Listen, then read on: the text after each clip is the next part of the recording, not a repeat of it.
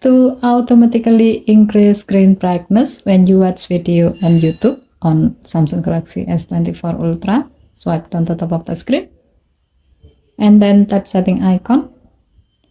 Scroll down the screen to find advanced features. Tap advanced features.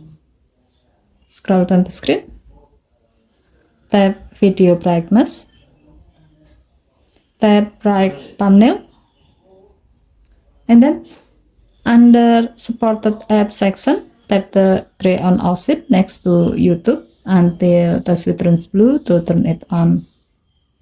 With this setting, now your phone will temporarily increase the screen brightness and make colors more vibrant when you watch videos on YouTube.